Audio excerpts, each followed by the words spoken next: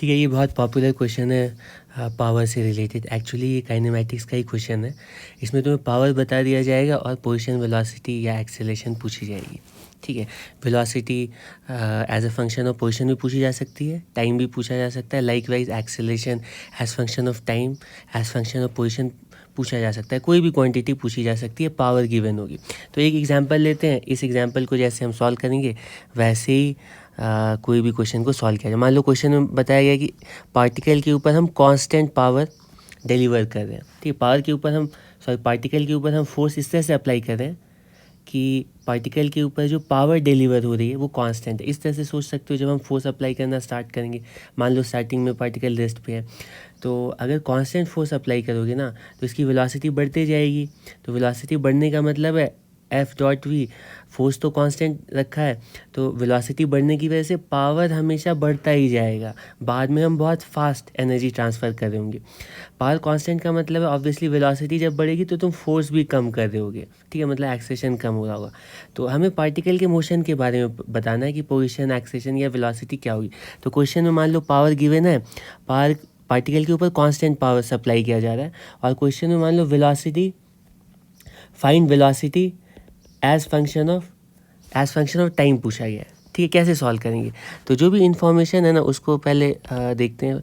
ये पावर इसको मान लो कि एज्यूम कर लेते हैं। तो पावर का मतलब है इसको हम लिखेंगे फोर्स डॉट वेलोसिटी, और फोर्स का मतलब होगा मास एक्सेलेरेशन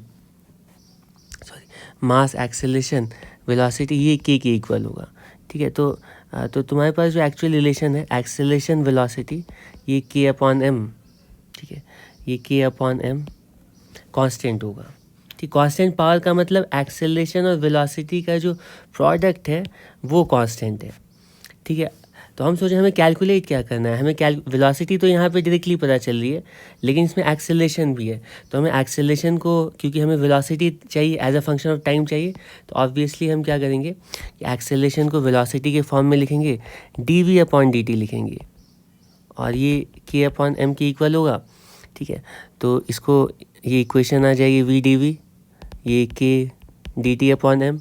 इसको तुम इंटीग्रेट करोगे, ठीक है, इसको इंटीग्रेट करोगे और लिमिट्स क्या रखेंगे, ये क्वेश्चन में गिवन होगा। 0 टाइम पे स्टार्टिंग में रेस्ट से पार्टिकल स्टार्ट करता है, टी टाइम पे जो वेलोसिटी है कैलकुलेट करनी है। इसको इंटीग्रेट करोगे तो ये वैल्यू के टी अपॉन एम, तो तुम्हें वेलोसिटी की वैल्यू 2 के टी अपॉन एम ये पता चल जाएगा। ये वेलोसिटी की वैल्यू आ गई, यही पूछा गया था। देख सकते हो यहाँ पे स्क्वायर रूट ऑफ टी के प्रोपोर्शनल है। ठीक है, या मान लो इसी में तुम्हें पूछा जाता कि velocity as a function of position बताओ, उस केस में क्या करते? तो उसमें एक्सेलरेशन को ना हम d v upon d x लिखते हैं। ठीक है, ये के अपॉन एम के इक्वल होगा। फिर उसको सिंप्लीफाई करते, यहाँ पे वी स्क्वायर डी वी आता है के डी एक्स अपॉन एम, और इसको इंटीग्रेट करते। यहाँ पे भी क्वेश्चन में बताना पड़ेगा, नहीं इनिशियली मान लो पार्टिकल स्टार्टिंग पे ऑरिजिन पे जब है तो पार्टिकल की वेलोसिटी 0 है। अगर नहीं होगी तो जो भी वैल्यू गिवन होगी वही यहाँ पे सब्स्टिट्यूट करनी पड़ेगी। एक्स पर क्या वेलोसिटी होगी कैलकुलेट करनी, तो इसको इंटीग्रेट करोगे, वी क्यूब अपॉन 3 आएगा, ये के एक्स अपॉन एम आएगा। तो सॉल्व करने के बाद वेलोसिटी की वैल्यू यहाँ पर भी पता चल जाएगी। तुम देख सकते हो कि यहाँ पर velocity cube root of x के प्रोपोर्शनल है। ठीक है, अब मान लो इसी में तुम्हें position as a function of time पूछा जाता है, तो यहाँ तक आते, इसके बाद वेलोसिटी को D x by D T put कर देते, या एक्सेलेरेशन निकालना होता है, इनको डिफ्रेंशिएट कर देते। कोई भी क्वांटिटी पूछी जाएगी इस तरह से सॉल्व कर लेते।